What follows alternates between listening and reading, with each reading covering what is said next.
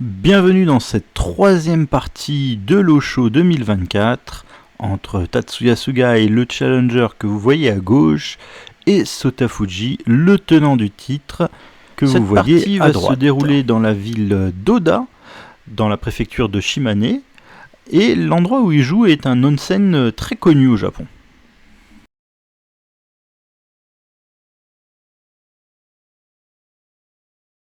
Fuji mène ce match 2-0, donc il lui faudra encore 2 victoires pour garder son titre.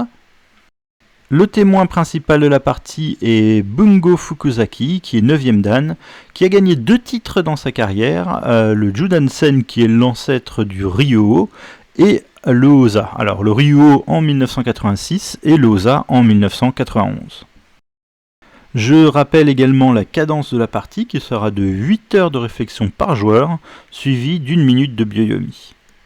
Et donc avec autant de temps, il y aura un ajournement à la fin de cette journée, et donc il y aura une deuxième vidéo pour la fin de la partie. Donc les deux joueurs sont officieusement dans un classement mondial numéro 1 pour Sota Fuji et numéro 4 pour Tatsuya Sugai, mais Fuji est un grand favori, il aurait environ 82% de chance de remporter cette partie. Les deux joueurs se sont rencontrés 15 fois au total et Fuji a gagné 11 victoires sur ces 15 parties. Les deux joueurs vont bientôt se saluer. Et Tatsuya Sugai sera senté, c'est-à-dire ce sera à lui de commencer la partie. Alors il n'a pas eu de partie depuis la deuxième manche de ce match de titre, donc il devrait être un peu plus frais que la partie précédente.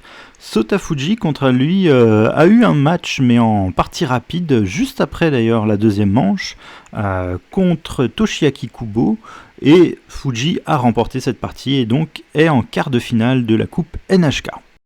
Donc on attend que Sugai joue son premier coup, généralement il ouvre la diagonale du fou, et c'est bel et bien ce qu'il va faire. Bon, il change pas son premier coup, mais peut-être qu'il va nous réserver une surprise un peu plus tard. Fuji, lui, on devrait le voir jouer une tour fixe, donc il devrait pousser le pion de la tour, et avant de jouer il va faire son traditionnel... petite gorgée de thé. Alors ils peuvent prendre un petit peu de temps pour se relaxer. Ils ont 8 heures de réflexion, donc la partie va être assez longue. Et donc Fuji qui se prépare à jouer son coup et sans surprise, il pousse le pion de la tour. Donc c'est vraiment ce qui était attendu, c'est ce qu'ils avaient joué d'ailleurs dans la partie numéro 1 de ce match de titre qui avait été remporté par Fuji. Donc maintenant, Tatsuya Sugai est un grand spécialiste de la tour 3. Alors peut-être qu'on va le voir jouer tour 3, c'est ce qu'il fait la plupart du temps. Mais il a l'air de réfléchir encore, donc bon, c'est pas un automatisme, mais il va jouer son coup. Et j'ai pas l'impression que c'est une tour 3, non, il va tout simplement décaler son fou, alors ça va lui donner des options intéressantes. Généralement quand on joue ce coup-là, c'est qu'on a envie de jouer une tour opposée. Et c'est un schéma qu'on n'aura pas vu encore dans ce match, et même je crois dans la confrontation entre les deux joueurs. Donc une petite surprise ici déjà pour Fuji qui va devoir réfléchir déjà à ses options. Et donc après ce coup, Sota Fuji va décider d'ouvrir la diagonale du fou. Donc ça menace d'échanger les fous, mais c'est pas vraiment une menace extrêmement forte, on va dire, au niveau pro. Si vous êtes débutant ici, le coup le plus naturel ce serait de fermer la diagonale. Ici il y a plusieurs options. Effectivement pour Sugai, il pourrait très bien fermer la diagonale et jouer sa tour 3 et retomber, on va dire, dans des schémas relativement classiques qu'on a déjà vus. Mais ici, deuxième surprise, il va nous jouer pion 5-6. Donc ici, petite encore surprise, on ne sait pas ce qu'a préparé Sugai. Il pourrait très bien jouer une tour centrale, ce coup de pion semble l'indiquer, mais il peut très bien jouer encore une tour 3, voire une tour opposée, voire même une tour 4 si jamais il avait envie. Ce serait intéressant de voir... qu'est-ce qu'il va faire? Alors la tour 4, bien sûr, je pense qu'il faudra d'abord fermer la diagonale et la jouer. Alors ici, de première petite chose qu'on va voir pour Sotafuji, c'est qu'il ne peut pas échanger les en prenant, et puis alors là il y aurait deux options. La première, ce serait d'essayer de faire une promotion du fou en revenant ici, mais en fait tout simplement Sugai pourrait défendre en mettant le fou ici, donc en fait on est bloqué par notre propre pion. Donc ce genre de choses là pour la tour centrale, ça arrive, mais il n'y a pas de problème tant que ce pion est poussé. L'autre chose qu'il peut essayer de faire, c'est d'essayer d'attaquer très vite maintenant que cette case n'est plus défendue par le fou. Mais en fait, ici, on va tout simplement jouer une tour opposée. Et il n'y aurait vraiment pas vraiment de soucis, on va dire, pour Sente. On va pouvoir faire notre château tranquillement. Et l'échange de fous n'est pas un problème, et le fait que ce cavalier est sorti n'est pas forcément un problème non plus. Alors normalement on demande quand même de protéger la case de dessus, mais il n'y a pas moyen de l'attaquer, et puis on va pouvoir peut-être très vite arriver avec cet argent là. Et bon, le cavalier va pas être une cible dans ce type de position. Voire même tactiquement, il peut être même un atout et attaquer assez fort ici. Donc bon, c'est même une possibilité, donc c'est vraiment pas un problème ici. Ces genres de positions pour les gens qui sont, à dire, un petit peu plus forts que débutants, peuvent commencer à étudier ce genre de position où les fous sont échangés et on joue quand même une tour mobile. Ça donne des possibilités que l'on voit pas, on va dire, dans les parties un peu plus lentes et fermées. Donc Sotafuji ne va pas faire cet échange de fous, il va tout simplement développer son général d'argent en 6-2, et ici Sugai va dévoiler ses intentions en jouant tour 8-8, c'est-à-dire donc une tour opposée, Mukai Bisha. Donc c'est une surprise parce que jusqu'à présent on l'avait toujours vu jouer tour 3, Sangen Bisha, et ici on va avoir un autre vibe, on va dire, de partie par rapport aux parties qu'on a vues entre les deux joueurs. Sotafuji va continuer par mettre son roi à l'abri, donc il va commencer le château avec roi 4-2. Ici Sugai va développer son argent en 6-8. Donc juste pour vous donner une petite indication, Sugai a utilisé 4 minutes pour jouer ses 9 premiers coups, et Fuji en a utilisé 12. Donc bon, petite réflexion de Fuji, alors surtout au moment en fait où il a été surpris dès le deuxième coup, où il a dû probablement reconsidérer, on va dire, ce qu'il voulait faire. Et donc la partie va continuer avec le pion 1-4 de Fuji. Donc question sur un peu le type de château qui va être utilisé par Sugai, pardon. À chaque fois, les deux joueurs ont toujours joué pion 1-4, pion 1-6. Donc, bon, c'est des coups qui sont pas forcément utiles au niveau débutant, mais à leur niveau, en fait, ce genre de coups, s'ils y sont ou s'ils y sont pas, ça peut vraiment changer l'évaluation d'une position qu'il aurait connue. Et donc ici, Fuji se dit que c'est le bon moment pour poser la question et mettre pion 1-4, et bon, Sugai accepte de répondre pion 1-6. Après ce coup, Fuji va prendre une dizaine de minutes de réflexion pour jouer le coup roi 3-2, donc il doit déjà décider probablement de la structure de son château. Bon, ce coup roi 3-2 est, on va dire, un coup que l'on va jouer la plupart du temps. Sugai va continuer lui aussi à commencer à faire son château, et maintenant Fuji pousse le pion en 5-4, donc on sait qu'on n'aura jamais ce coup de pion de suite. Bon, normalement c'est plutôt lorsqu'on a une tour opposée, mais des fois on a envie quand même dans ce genre de position de pouvoir mettre l'argent ici. Donc ce coup-là vraiment empêchera ça, et on va pouvoir également développer son argent via 5-3. Alors il y avait d'autres options qui auraient été possibles, c'était aussi de pousser 6-4 et de développer l'argent via 6-4, mais c'est la structure de pion que Fuji a décidé de jouer. Après ce coup, Sugai va continuer à faire son château. Ici, on a le développement maintenant du général d'argent. Et dans cette position, c'est la première grande réflexion de Tatsuya Sugai. Il avait tout joué assez vite jusqu'à là, mais là il va mettre presque, même un peu plus d'un quart d'heure, 17 minutes à peu près, pour jouer ce coup. Donc bon, ça veut dire que probablement il a exclu certaines possibilités de château, par exemple celle du mur, et d'essayer de faire une attaque très très rapide. Parce que ce château est pas très très costaud, on va dire. Donc bon, il continue ça. Donc ça lui laisse quelques options. Il peut encore faire une version un peu dégradée de la Naguma, ou il peut tout simplement faire un Mino, ce qui est une possibilité également. Et donc c'est le bon moment pour vous parler de la collation du matin des deux joueurs. Donc on va commencer par Sugai qui a pris un café chaud et des ohagi, c'est-à-dire une pâtisserie traditionnelle qui est faite avec du riz normalement et des haricots rouges. Sotafuji quant à lui a pris du thé vert chaud et des daifuku, c'est une sorte de mochi qui est fourré, et en l'occurrence ici c'est fourré à la crème fraîche. Donc pour moi avantage pour Fuji lors du petit déjeuner. Donc à partir de ce point, les coups vont être joués à une cadence beaucoup plus lente. Pour l'instant, tout avait été joué relativement rapidement, mais ici, les prochains coups vont tous être joués en plus d'un quart d'heure. Donc après ce coup-là, qui avait pris 17 minutes à Sugai, Fuji va réfléchir lui aussi un peu plus de 17 minutes pour faire le pion 7-4. Donc intéressant, il va commencer à créer réellement un front et peut-être une potentielle attaque sur la tête du fou. Il faudrait réussir à la défendre, donc une des manières qu'on pourrait imaginer, ce serait de ramener l'argent. Et c'est pas ce que va faire en tout cas Sugai. Il va montrer quel château il veut jouer.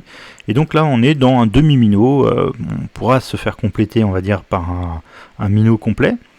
Et ici, encore une fois, grand moment de réflexion pour Fuji qui va tout simplement ramener son général d'or du côté du roi, donc plutôt pour faire le château.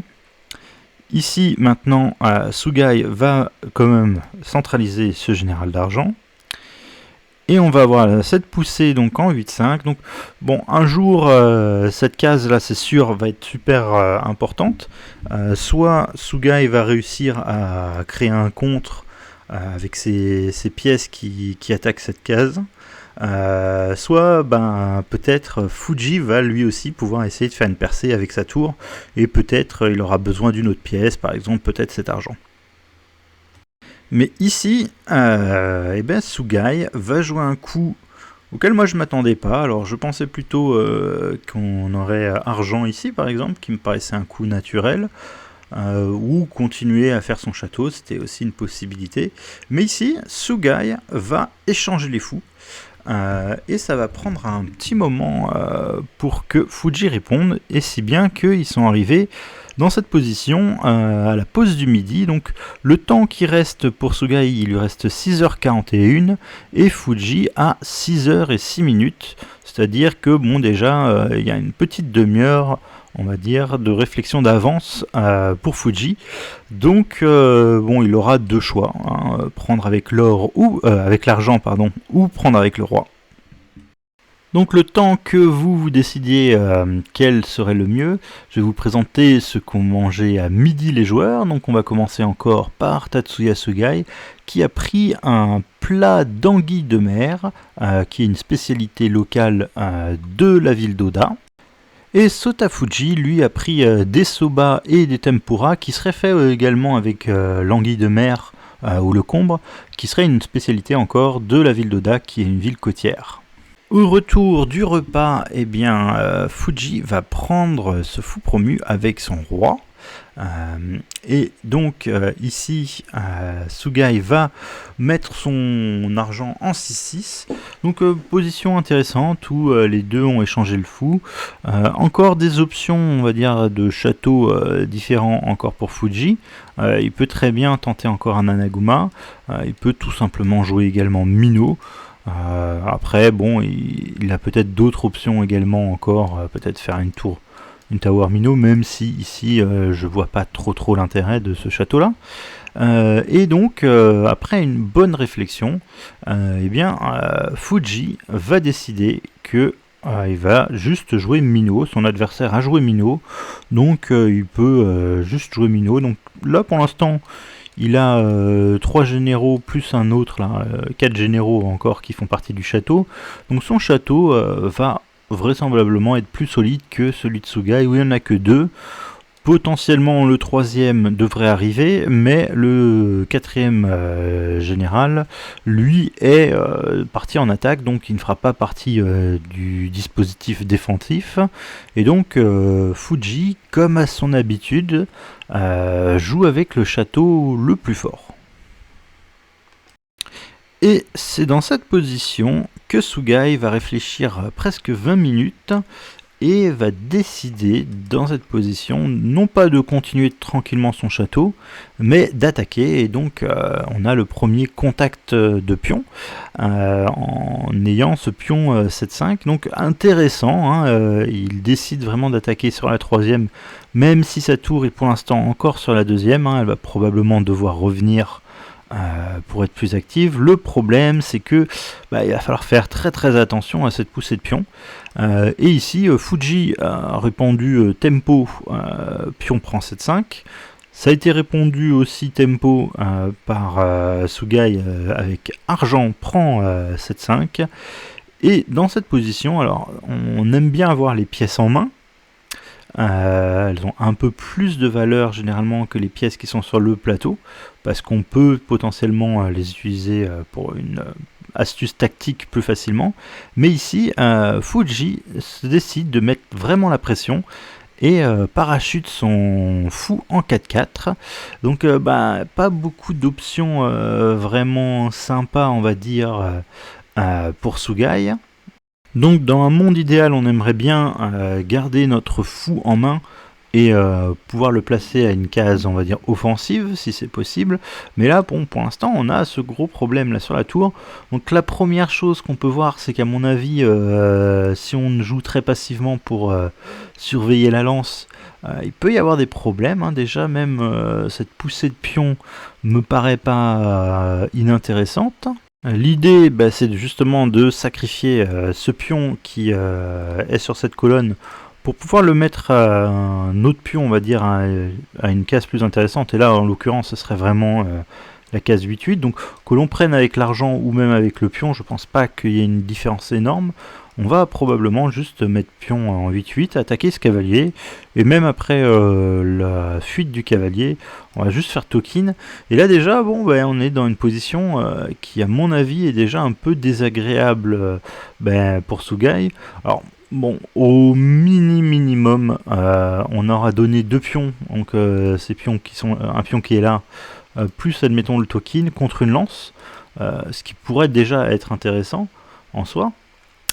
Puis même cette lance, en fait, vu qu'il y a encore un pion sur cette colonne, alors admettons, allez, on va faire, je vais illustrer, ce genre de choses, on peut même espérer attaquer cet argent, et le pion derrière qui est promu, donc bon déjà, ça a l'air très embêtant, on va dire, pour Sugai.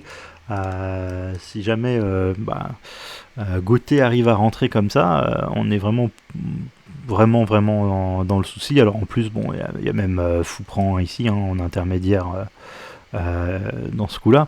Mais bon, c'est juste pour illustrer que la position va vraiment pas tenir ici. Donc bon, on peut pas juste jouer un coup passif comme ça, hein, c'est beaucoup trop grave. Si on essaye, par exemple, de couper, on va dire, cette action du fou avec un pion, on va avoir, à mon avis, juste ce sacrifice de pion qui va dévier l'argent, hein, qui protège ce pion. Et même chose, on va avoir une position assez désagréable. Alors on a encore le problème là sur notre tour, et même si on reprotège avec un pion, Bon, au minimum, on a fou promu, et donc cette position déjà a l'air super forte pour Gauthier, avec ce fou promu déjà qui domine le plateau et qui probablement va revenir en 7-5 là, attaquer ce général d'argent là qui s'est un peu aventuré loin et qui pourrait à mon avis être faible. Et si par exemple on essaye de s'en tirer tactiquement avec ce coup-là, hein, qui a l'air fort, qui attaque le fou promu, ben on a encore un problème avec ce général d'argent qui peut tout simplement se faire enfermer. Et donc ici, bon, il n'y a plus vraiment d'espoir. Hein. Fou là est le dernier coup qui protège l'argent, mais après, par exemple, pion. Bon, bah, le fou va être obligé de partir et on va perdre cet argent. Donc cette position est déjà fichue hein, si on laisse Fuji faire ça. Donc c'est dans cette position que on parachute le fou offensivement. Et en fait on va forcer l'adversaire à réagir avec un parachutage de fou défensif. Et donc quand c'est le cas, hein, généralement c'est pas une mauvaise chose de parachuter son fou lorsqu'on peut obliger l'adversaire de faire le même. Et donc ici, pour contrer ce fou, eh bien, Sugai va parachuter son fou en 6-6 et donc contester maintenant cette diagonale. Fuji va pousser le pion en 6-4, donc qui menace peut-être déjà pion 6-5. Alors par exemple, si on continue le château avec Sente, bon, pion 6-5, pourquoi pas. On ne peut pas bien sûr reculer parce que on a la tour qui est en prise derrière. Alors plusieurs choses, on peut soit venir ici, soit échanger. Alors, venir ici déjà, je pense qu'il y a un gros souci, c'est fou prend, cavalier prend, et puis on a pion ici. On va probablement faire promotion. Après cavalier prend, on a cette promotion déjà. Donc bon, ici ça peut pas aller pour Sente, donc ça forcerait plutôt fou prend. Et admettons pion prend ou argent prend, mais plutôt je dirais pion prend. On peut voir là quand même que cet argent en tout cas n'a pas de case intéressante. Alors il peut encore aller vers l'avant, mais toutes les autres cases sont prises, donc il ne reste qu'une seule case. Et peut-être qu'on va réussir à avoir de la tactique contre ça. Ce pion vraiment coupe la retraite de l'argent. Donc bon, c'est quelque chose que personnellement j'aurais pas envie de voir sur le plateau. Hein. J'ai l'impression qu'il n'y aurait que Sente qui aurait des problèmes pratiques. Et du coup, ici, eh bien, Sugai va en fait échanger à nouveau les fous et pas jouer encore ce coup de château. Donc ça va être repris par le pion avec Fuji. Et ici, eh bien, on va avoir un coup un petit peu surprenant, je trouve, de la part de Sugai, qui va repositionner sa tour en troisième colonne. Donc bon, on pourrait peut-être rentrer si jamais c'est possible. Le gros souci, c'est que cette poussée de pion, elle peut vraiment arriver. Et d'ailleurs, c'est ce que va faire Fuji. Il va parachuter le pion en 7-4 pour dévier le dernier, on va dire, défenseur de la case, qui est le général d'argent. La prise, à mon avis, est à peu près forcée, bien que, bon, peut-être qu'il y avait une possibilité de revenir ici. C'était pas non plus complètement idiot, parce qu'on pourrait reprendre peut-être avec la tour. Mais Sugai a pris avec le général d'argent, et donc Fuji, ici, a repoussé, et donc est tout prêt, on va dire, de faire un token. Alors la première chose qu'on peut voir, prise, à mon avis, ça va pas bien résister. Après tour prend, on menace tout simplement le cavalier, ou bien déjà de faire promotion de la tour, ce qui est vraiment très grave. Et en fait, bon, même si on défend ici, ou même avec le général d'or par exemple, ce qui empêche plus ou moins la promotion, parce qu'on pourrait échanger les tours, et là, ce serait ok pour Sente, mais tout simplement, en fait, on a ce problème de case là, hein, qui est vraiment présent depuis les tout premiers coups, et donc on pourrait tout simplement, à mon avis, faire fou ici, on aurait toujours la possibilité de faire promotion, et donc on serait déjà pas très très bien. dans cette position, voire même peut-être les sacrifices pourraient éventuellement fonctionner parce qu'on serait déjà en train d'attaquer le roi. Donc par exemple sur ce genre de coup, prise ici, je sais pas, ça ce serait déjà à mon avis un peu grave. On est en train d'attaquer le roi, en train d'attaquer la tour, et la tour là par exemple, bon bah je sais pas, ça par exemple ce serait déjà un peu embêtant. Voire bon, on pouvait aussi simplement regagner un peu de matériel pour préparer l'attaque. C'est peut-être d'ailleurs mieux de gagner le matériel et de vouloir repréparer l'attaque. Ça doit aller vite aussi ça, et on a 2 généraux en défense côté SNT, et il y a encore les 4 là côté Gothé. Donc cette position, même si on a donné on va dire une pièce majeure, le fou, contre un général et une pièce mineure, je pense que cette position est déjà écrasante là pour Gothé. Pour son encadre de l'après-midi, Sugai a pris des daifuku, c'est-à-dire des mochis qui sont fourrés, et apparemment le fourrage était à la crème fraîche et un café chaud. Fuji, quant à lui, a pris un thé glacé et une pâtisserie à la fraise qui s'appellerait la princesse aux fraises. Et donc, pour éviter ce genre de variante, ici, Sugai va jouer un coup qui m'a un peu surpris, c'est la tour en 7-5. Alors je pensais plutôt qu'on la mettrait en 7-6 personnellement, et ça permet ici à Sotafuji de jouer le fou directement en 5-7 qui attaque la tour, et après ce coup là, Sugai est tout simplement reparti en 7-6. Fuji a enfin obtenu la promotion de son pion, donc il a un token maintenant. Et ici, Sugai parachute le pion, donc cette tour va devoir partir, et Fuji décide de la mettre en 7-2, et donc c'est dans cette position que la partie va être ajournée. La partie est donc interrompue après ce 44e coup joué par Fuji. Sugai a réfléchi un moment avant de sceller le coup. Là, il revient et donc va faire la traditionnelle, on va dire, échange d'enveloppes avec Fuji, qui va les signer pour être sûr qu'ils soient bien authentiques. Alors les deux joueurs, leur temps restant pour Sugai, il lui reste 3h52, donc il a utilisé un peu plus de la moitié du temps de réflexion total, et Fuji lui reste encore 4h31, donc Fuji en avance à la pendule, et très honnêtement, la position lui semble extrêmement favorable déjà. Alors il va falloir voir si Sugai a une chance de revenir dans la partie demain, ça va être très difficile à mon avis. Alors quel coup Sugai a pu sceller, il n'y en a pas beaucoup de possibilités, notamment parce que la menace de Fuji ici, c'est tout simplement de parachuter un pion devant la tour, et donc de récupérer ce général d'argent. Donc si on joue un coup pas utile, on va jouer vraiment un coup vraiment bête, juste pour illustrer, ça ce serait catastrophique, bien sûr, ça perdrait un argent. Alors déjà que on a laissé un token, ce serait vraiment très très problématique. Alors je pense que les seuls coups réellement possibles pour Sugai, alors le premier, celui qui me paraît le plus évident, ce serait de parachuter effectivement en 7-3, alors ça empêche bien sûr le cavalier de prendre parce qu'il y a suffisamment d'attaquants de notre côté, mais après tour tout simplement en 6-2, je vois pas trop comment on va réussir à attaquer, et on est relativement mal déjà, on va dire, matériellement.